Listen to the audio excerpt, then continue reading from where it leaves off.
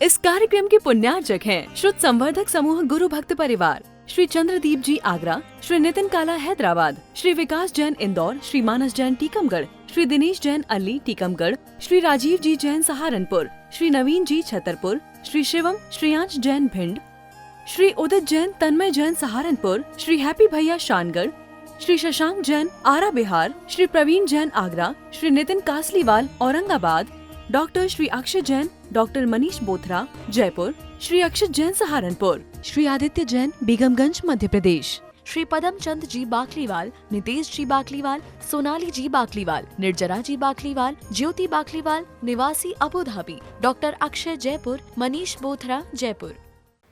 इस संसार में दुख का कोई कारण है तो जीव की विवेकपूर्ण स्थिति ना होकर अविवेकपूर्ण दशा ही जीव को संसार में दुख दिया करती है। ज्ञान होने के बाद भी जब जीव विवेक का प्रयोग नहीं करता है और वही कार्य करता मिलता है जो उसके लिए हानिकारक है, तब जीव अपना अहित कर लिया करता है। ऐसा ही जीव आज से नहीं अनंत काल से करता आया है। मुझे जानते हुए भी मैं जानता हूँ, सुनता हूँ, जानता हूँ, लेकिन उस पर चलता नहीं हूँ। मैं सुनने तैयार हूँ, जानने तैयार हूँ, मैं बहुत समझदार हूँ, मैं पढ़ा लिखा हूँ, लेकिन पढ़ा लिखा होना समझदारी नहीं है। पढ़ा लिखा होना समझदारी नहीं है। आज जो दौड़ लग रही है, पढ़े लिखों की तो दौड़ लग रही है, लेकिन समझदारी की दौड़ नहीं है। उसमें जो भी पढ़े लिखे हैं वे सब जानते हैं कि पढ़ के ज्ञात हो रहा है कि मदिरा से स्वास्थ्य के लिए हानि होती है, मदिरा पीने से स्वास्थ्य के लिए हानि होती है। पढ़ा लिखा व्यक्ति यदि वह मदिरा हाथ में लिए खड़ा है तो पढ़ा लिखा है, लेकिन समझदारी से शून्य है। तंबाकू के अथवा किसी भी प्रकार के पान मसाले पर लिखा होता है कि कैंसर का कारण है, उस पर चित्र भी बना होता है, इनको सब दिखाई दे रहा है, लेकिन पढ़ा लिखा है, समझदार नहीं है। क्यों? करता तो वही मिल रहा है। तुम्हारा पढ़ा लिखा होना और अनपढ़ होना, इसमें कोई अंतर नहीं है। पढ़ा लिखा होना और अनपढ़ होना, इन दोनों में कहाँ कोई अंतर है? करता तो वही मिल रहा है। जैसा अहित अनपढ़ लोग कर रहे थे, वैसे ही यदि पढ़ा लिखा कर रहा है तो आप उसे पढ़ा लिखा समझदार बाबू कैसे कह सकते हैं? यह मात्र पढ़े लिखे मानवों की ही भिन्नता नहीं है, यह अंतर हमारे साथ भी प्रति समय खड़ा हुआ है।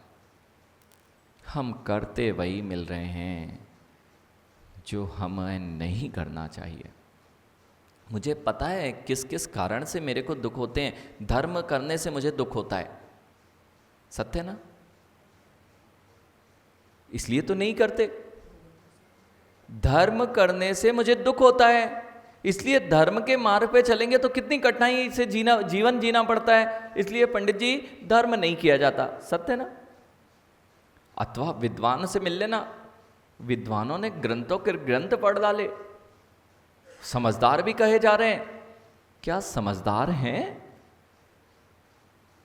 लिखा है परिग्रह इकट्ठा करने से, जगदीश जी लिखा है परिग्रह इकट्ठा करने से नरक जाना पड़ता है, लेकिन पंडित जी आए और बिना टीका के अगर 1 रुपए कम रह गया लिफाफे में, यानी कहाँ गई समझदारी? पंडित जी जो है सो है, समझना पड़ेगा। जगदीश जी कहीं मंदिर में आके भी हमारे साथ यही ना हो जाए कि हम करते सब कुछ पढ़ रहे हैं, सब कुछ अच्छा कर रहे हैं, लेकिन हमारी दशा वही है जैसी तिरंचों की है। वे पढ़े लिखे नहीं है ना, एक भी तिरंच पढ़ा लिखा नहीं है। एक भी तिरंच क्या, 1 इंद्री 2 इंद्री 3 इंद्री 4 इंद्री, कितने जीव हैं? पढ़े लिखे तो कितने हैं? आप लोग समझदार हैं ना? आप लोग जगत में मनीष यही तो कहा जाता है, जो जो मानव जाति में आ गया है वो सबसे ज्यादा समझदार है। बिल्कुल सत्य है। समझदार है तो फिर वहां क्यों जाता है जहां से आया है? समझदार है तो वहीं क्यों मिलता है जहां असमझदार लोग, जिसे आपने असमझदार मान के रखा है, वे समझदार हैं कि हम असमझदार हैं, यह आज निर्णय कर लेना है। क्योंकि मुझे पता ही नहीं है मैं करता क्या हूं, मैं मन से, वचन से, काय से, ये 3 योग हमने कल देखे थे कि मन, वचन, काय की प्रवृत्ति जीव को कहां ले जाती है। मैं जानता हूं अशुभ नहीं सोचना चाहिए, मैं जानता हूं अशुभ नहीं बोलना चाहिए, मैं जानता हूं अशुभ चेष्टाएं नहीं करना चाहिए।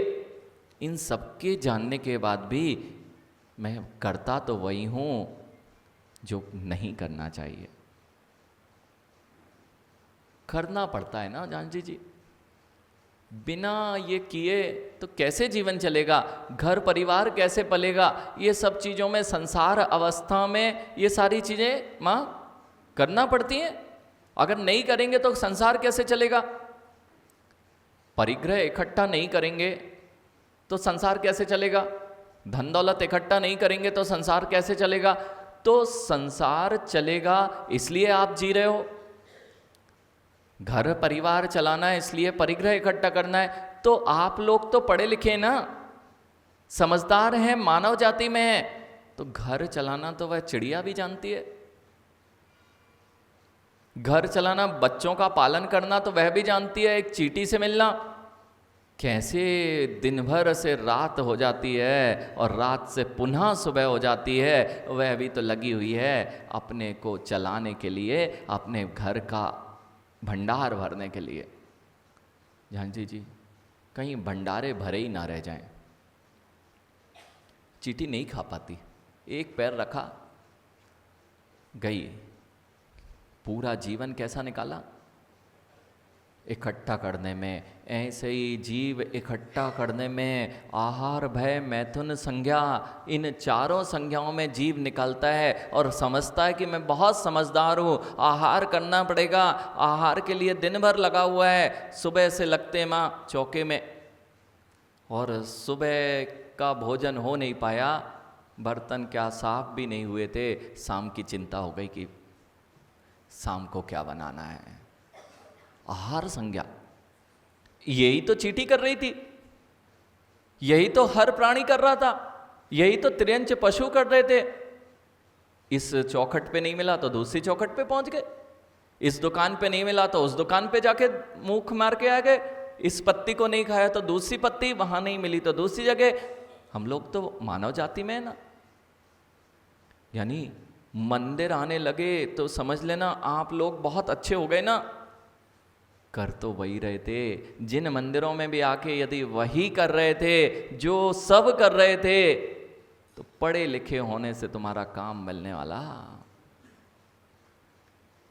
यानी जगदीश जी, भंडारे भरे ना रह जाएं, इस बात का ध्यान रखना है। क्योंकि जो जीव कमाता है उसका भोग नहीं करता, भोग भी कर ले तो काम बन जाए, भोग नहीं करता, दान नहीं देता, नियम से उसकी गति विनष्ट ही होती है। 3 ही चीजें हो सकती हैं, या तो भोग कर लिया जाए, या उसको दान के रूप में सुरक्षित कर लिया जाए। दान से सुरक्षा होती। महाराज जी, दान इसलिए नहीं देते जेब खाली हो जाती है। आयुष बेटा, दान सुरक्षा है, दान बहुत बड़ा इन्वेस्टमेंट है। अभी आपको पता ही नहीं दान इन्वेस्टमेंट है। जिसको ये समझ में आ जाएगा कि दान से ही मुझे आ रहा है, पैसा लगाते अखिलेश जेब से जाता दिखता है, जेब से जाता दिखता है दुकान में पैसा, लेकिन जो नहीं दिखाल पाता है जेब से पैसा, माल लाने के लिए पहले पैसा देना ही पड़ता है, फिर जब माल आता है तो और माल आता है। पहले जेब से पैसा जाता है माल लाने के लिए, और माल आता है तो फिर बहुत माल आता है। ऐसे ही ज्ञानी जब हमारे जेब से पैसा नहीं छूटता है तो पुण्य रूप जो हमारे पास में है वह पुण्य आता नहीं है, और जिससे पैसा आता है वह पुण्य भी हमारे से नष्ट हो जाता है। इसलिए जो होता है मैं उसकी ही तो आसक्ति करता आ रहा हूं। यानी घर में झांझी जी कमा कमा के रख जाना, और वह बेटा आएगा वह उसका उपभोग करेगा। देखना, जो कमाता है वो उपयोग नहीं कर रहा है, जो कमा रहा है अखिलेश वह उपयोग नहीं कर पा रहा है। जितने अच्छे से आपने कमाया है उतने अच्छे से आप उपयोग नहीं कर रहे हो, लेकिन जिसने नहीं कमाया है वह उपयोग कर रहा है, बिल्कुल नहीं कर पा रहा है। उसने पहले कमाया था, उसने पहले कमाया था, इसलिए आज कुछ किए बिना मिल रहा है। कुछ समझ में आई बात? बेटे ने कुछ नहीं किया ना, आप जैसे करोड़पतियों के यहां घर में जन्म कैसे हो गया? कमाया था, आपके जैसा लग लग के नहीं कमाया था, पुण्य की राशि कमा के आया था, तो पहले दिन से करोड़पति के घर में जन्मा था। और आप सोच लो, आप मेहनत कर रहे हो और पुण्य नहीं कमा रहे हो, तो अगले जन्मों में कहां जन्म लेना पड़ेगा, कहां जन्म लेना पड़ेगा। इतने ही नहीं, यानी 3 गति धन की, कितनी 3 गति कही गई हैं, दान, भोग और नाश, ये 3 ही गति होना है। अब तो ऐसी स्थिति है जगदीश जी, मंदिर में खूब पैसा है, बैंकों में मंदिर के नाम पे बहुत पैसा है, लेकिन मंदिर के लिए प्रयोग नहीं होता। क्यों? उसका ब्याज आएगा, जरूरत पड़ेगी। कब जरूरत पड़ेगी? कब जरूरत पड़ेगी विमल जी? कब जरूरत पड़ेगी पैसे की? बीमार नहीं, अभी तो महाराज जी घर की तो चिंता ही छोड़ दो, मंदिर के नाम पर बड़े बड़े अकाउंट्स बने हुए हैं, और मंदिर की हालत ऐसी है कि अगर पुजारी को 500 रुपये देना है तो 100 रुपये बढ़ा देंगे, तो बेचारे का 100 रुपये बढ़ाने के लिए काम नहीं होगा। ध्यान रखना, जितना हम मंदिर के ट्रस्ट में रखते जाएंगे उससे मंदिर का कुछ भी नहीं होना है। अगर जब अभी देख लीजिए झांझी जी, राष्ट्र का विकास हो रहा है और राष्ट्र में पैसा कहां से आ रहा है? जनता से आ रहा है। कोई भी राष्ट्र का राजा के पास पैसा कहां से आता है? कमाई नहीं होती, राजा का पैसा सारा जनता से आता है और जनता को दे दिया जाता है, तो जनता खुश और देने को तैयार है। लेकिन जब हम जनता के पैसे को जनता तक ही नहीं देते हैं तो वह सोचती है यह सरकार खराब है, यह जनता तक ही पैसा नहीं पहुंच रहा है, फिर कोई भी देना भी नहीं चाहता है। जगदीश जी, बस यही स्थिति मंदिरों की हो गई है। जिन मंदिरों में दान देने की कमी नहीं है, लोग लगे रहेंगे, लेकिन दान का प्रयोग जब नहीं होता है तब जीव सोचता है कि मैं क्यों दूं, उनको तो घर में और तिजोरी में रख के रखना है। और जगदीश जी ने कर भी लिया, बहुत मंदिर के लिए इकट्ठा भी कर दिया। सुरेंद्र भैया कोषाध्यक्ष जी है, हाँ यही है ना, यही है जगदीश जी कोषाध्यक्ष जी। एक तो सबसे पहली बात, जितने कमेटी वाले हैं उनको सुन लेना चाहिए। देवेंद्र भैया, हाँ अब सुनना तो पड़ेगा जो है। यानी श्रीफल भी चढ़ाया ना तो अपने पैसे का चढ़ाना, नहीं तो मंदिर का पैसा हजम करना अच्छे हजम नहीं कर पाए।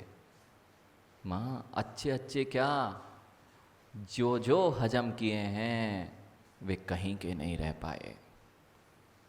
पुराण ग्रंथों को उठा के देख लीजिए, मात्र अभी तक हम पढ़े लिखे हैं लेकिन हमें समझ में नहीं आ रहा है। और अगर ये नहीं माने झांझी जी, तो मंदिर की दुकानों पर जिनके कब्जे हैं ना ट्रस्टी के, मंदिर की दुकानों के 500 रुपए किराए दे रहे हैं और खुद का घर बन गया है और खुद की दुकान है, उसका 50 लाख की पगड़ी दी है और मंदिर की दुकान पर 500 रुपए में खाली करने तैयार नहीं है।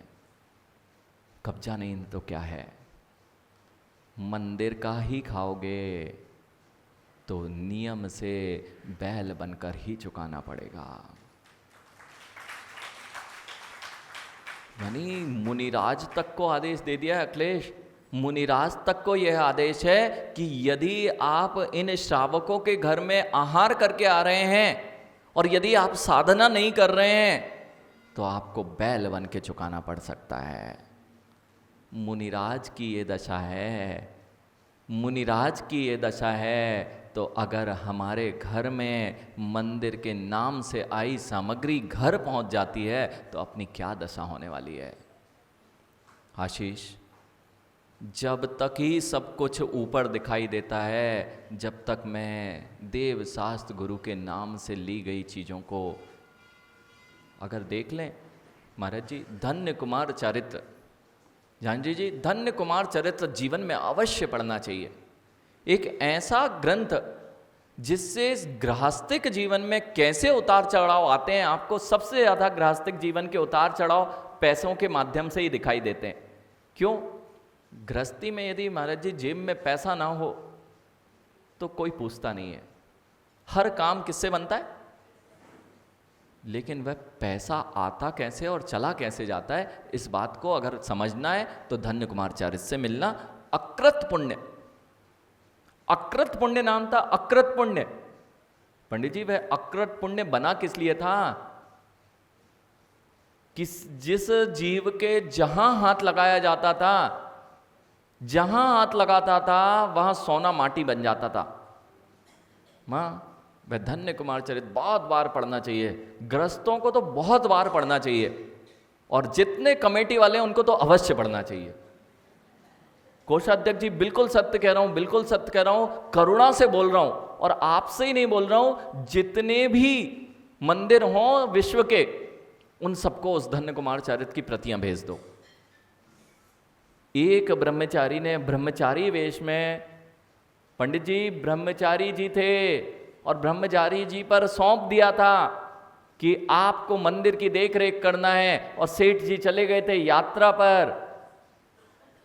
उस ब्रह्मचारी ने मंदिर की हर वस्तु का प्रयोग अपना समझ के मेरे ही तो है सब कुछ प्रयोग करता रहा और मंदिर की हर सामग्री पर अपना अधिकार जमा कर जब वह हुआ, जैसे ही हुआ वैसे ही पिता का राज्य छिन गया। इस कार्यक्रम के पुण्यार्जक थे श्रुत संवर्धक समूह गुरु भक्त परिवार, श्री चंद्रदीप जी आगरा, श्री नितिन काला हैदराबाद, श्री विकास जैन इंदौर, श्री मानस जैन टीकमगढ़, श्री दिनेश जैन अल्ली टीकमगढ़, श्री राजीव जी जैन सहारनपुर, श्री नवीन जी छतरपुर, श्री शिवम श्रेयांश जैन भिंड, श्री उदित जैन तन्मय जैन सहारनपुर, श्री हैप्पी भैया शानगढ़, श्री शशांक जैन आरा बिहार, श्री प्रवीण जैन आगरा, श्री नितिन कासलीवाल औरंगाबाद, डॉक्टर श्री अक्षय जैन, डॉक्टर मनीष बोथरा जयपुर, श्री अक्षत जैन सहारनपुर, श्री आदित्य जैन बेगमगंज मध्य प्रदेश, श्री पदम चंद जी बाकलीवाल, नितेश जी बाकलीवाल, सोनाली जी बाकलीवाल, निर्जरा जी बाकलीवाल, ज्योति बाकलीवाल निवासी Abu Dhabi, doctor Akshay Jaipur, Manish Bothra Jaipur.